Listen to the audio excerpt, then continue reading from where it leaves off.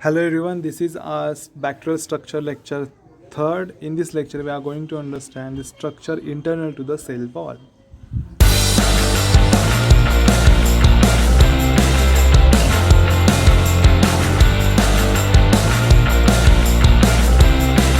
The first structure, which is external to the cell wall, it is the cytoplasmic membrane. Now let's see what it is. So immediated below the cell wall, there is a membrane known as cytoplasmic membrane, which is similar in both gram-positive and gram-negative bacteria. It is about 75 nanometer thick bilayer membrane, is composed of primarily phospholipids about 20 to 30% and proteins about 6 to 70%. The phospholipid form a bilayer, which is most of the proteins are tenaciously failed, that is integral proteins. This protein only can be removed by destruction of the membrane or by the treatment with detergents. Other proteins are loosely attached, that is peripheral proteins, and can be removed by mild treatment such as osmotic shock. So in short, the cytoplasmic membrane, it is present below the cell wall, and it is same in gram positive and gram negative bacterial cell. It is about 75 nanometer thick, and it is primarily mainly consists of phospholipids and the proteins, and it is a bilayer in nature. It mainly consists two types of proteins, integral proteins and external proteins or peripheral proteins. Each phospholipid molecule of the bilayer has both hydrophilic and hydrophobic nature. Hydrophilic is the head and hydrophobic is the tail. The lipid matrix of the membrane has fluidity. This type of structure of plasma membrane is known as a fluid mosaic model. The cytoplasmic membrane acts as a hydrophobic barrier for the penetration of the most water-soluble molecules.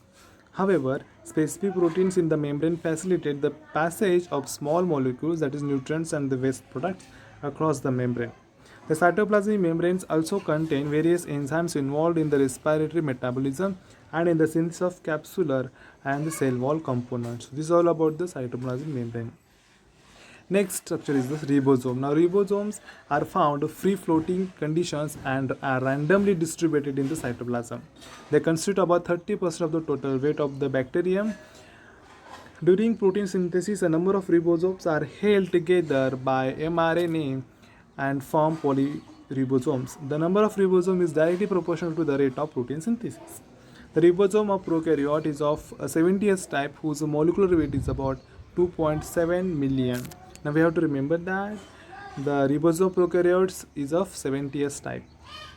Each 70s ribosome is composed of two subunits larger, that is 50 subunit, 50 subunit and 30s subunit. S stands for the Svedberg unit. At low concentration of magnesium ions, this 70s ribosome is dissociated into its two subunits. Ribosome of Escherichia coli bacteria is made up of 63% of RNA and 37% of protein, or they are in the 2:1 ratio.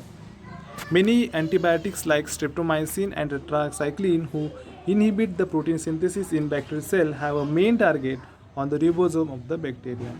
So the ribosomes are the protein synthesis machinery present inside the bacterial cell in the cytoplasm.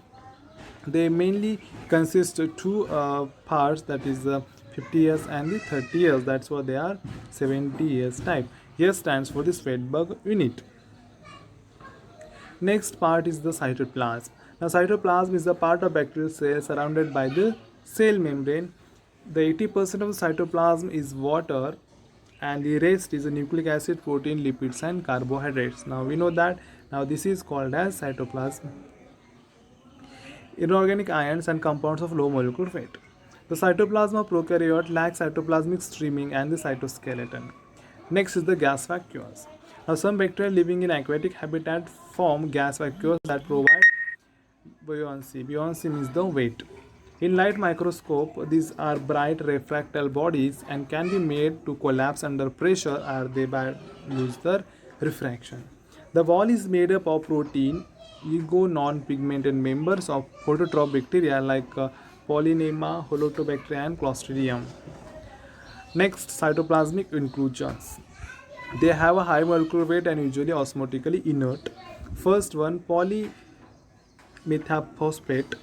metaphosphate, that Waldron granule or metachromatic granules which appear reddish violet after staining with methylene blue. It is present in Spirina volutans, Conjobacterium, Diphtherium, and Mycobacterium. Next type is the poly P hydroxybutyrate. It is as a source of metabolic energy and stained with Sudan black. It is found in Bacillus megatherium, who contain about 60% of the dry weight. Now third type is the polyglucan granules. They appear as a blue, reddish blue or a brown when they stained with the iodine.